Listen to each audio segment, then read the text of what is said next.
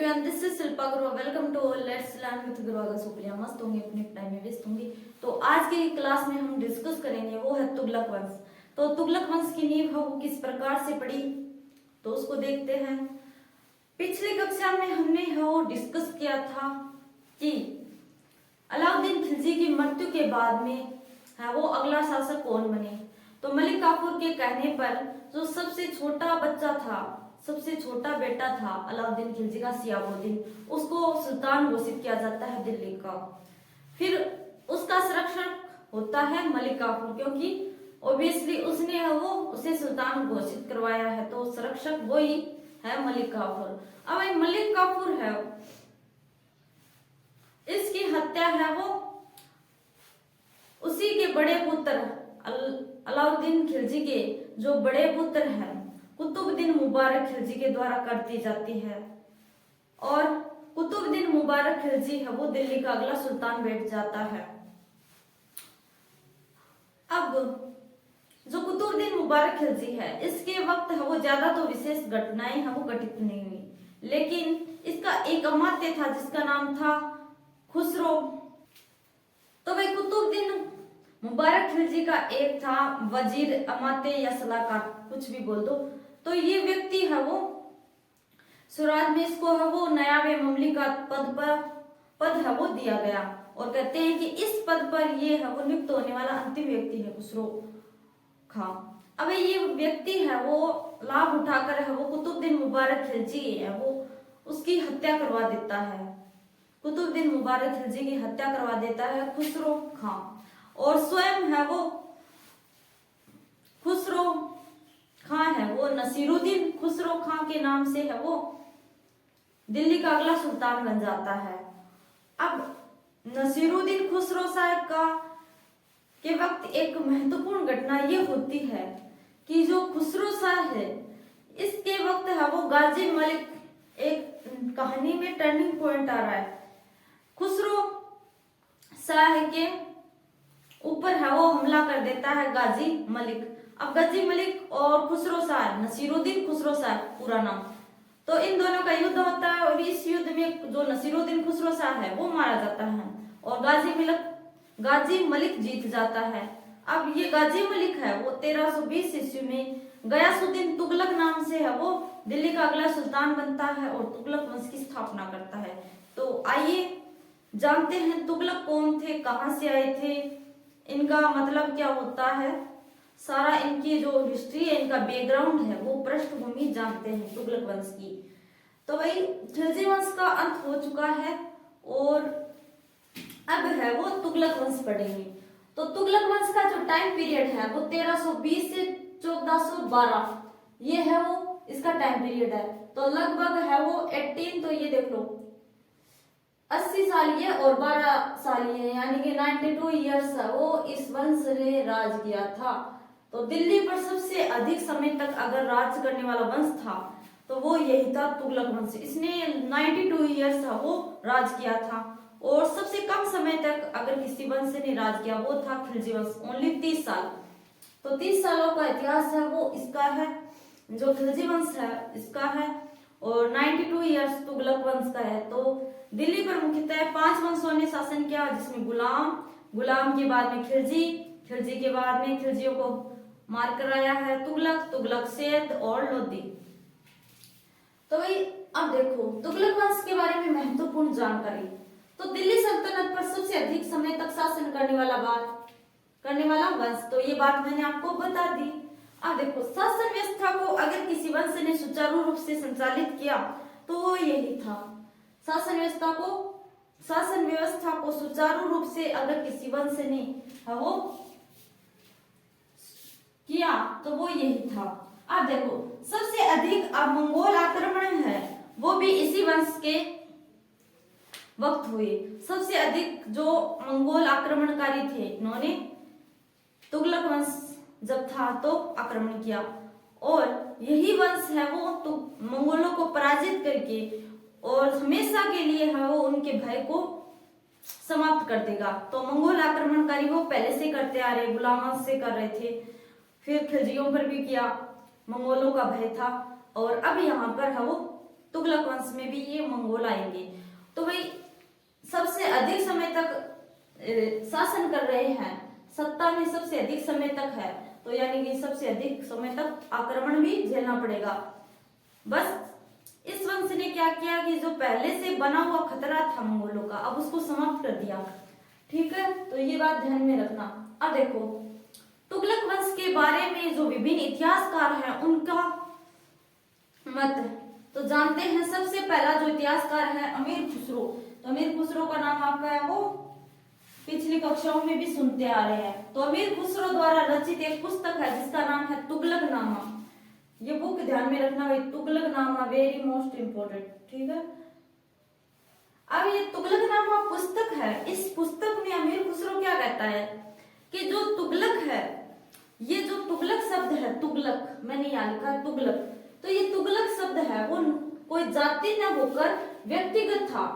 कि जो तुगलक शब्द है ये कोई जातिगत नहीं था, ये व्यक्तिगत था, जातिगत न होकर व्यक्तिगत था। तो किस प्रकार से था, तो ये अमीर खुसरो अपनी पुस्तक तुगलकनामा में ये बताता है कि ये जो तुगलक है वो कोई जाति नहीं थी भाई, कोई जाति नहीं थी, बल्कि ये एक व्यक्तिगत पद था जो कि तुगलक जो गयासुद्दीन तुगलक है, गयासुद्दीन गाजी मलिक, इसने वो धारण किया था।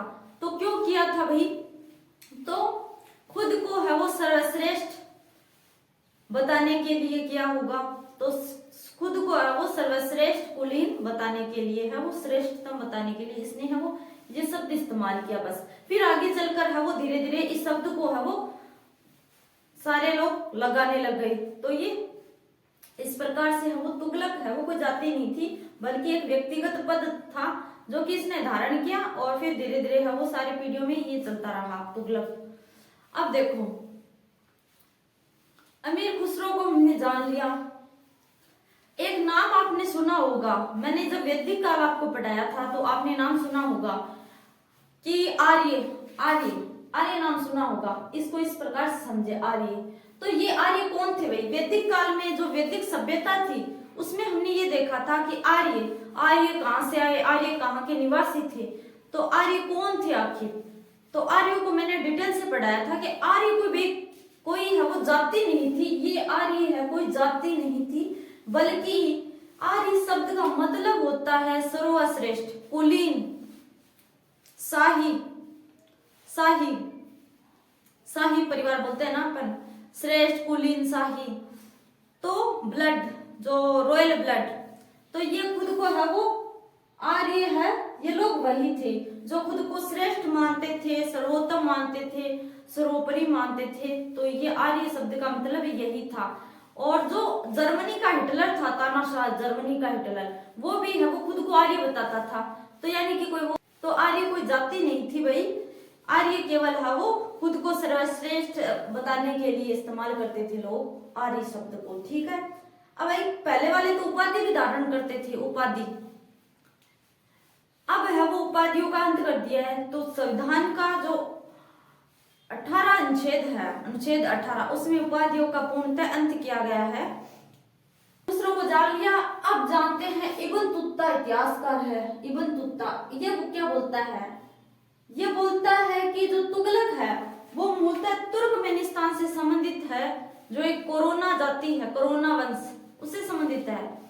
इब्न तुत्ता बोलता है कि जो तुगलक है वो तुर्कमेनिस्तान की है और कोरोना वंश से संबंधित बताया गया है। तो तुगलक कौन थे, इब्न तुत्ता के अनुसार तुगलक है वो तुर्कमेनिस्तान का जो क्षेत्र है, पहाड़ी क्षेत्र में निवास करने वाली जो कोरोना वंश है उसे संबंधित बताया गया है। तो कोरोना का मतलब क्या होता है, तो कोरोना का मतलब जो कोरोना शब्द है वो मूलतः संस्कृत भाषा का शब्द है। इसका मतलब होता है कि इसमें जो माता है वो तो थी शूद्र और पिता था वो था क्षत्रिय। तो कोरोना का मतलब ये होता है कि माता थी शूद्र और पिता होता था क्षत्रिय। तो इसका मतलब यही है बस। और इब्न तुत्ता बता रहा है कि ये तुगलक जो है वो तुर्कमेनिस्तान के थे, मूलतः तुर्कमेनिस्तान का जो पहाड़ी क्षेत्र था उससे संबंधित थे और कोरोना वंश से।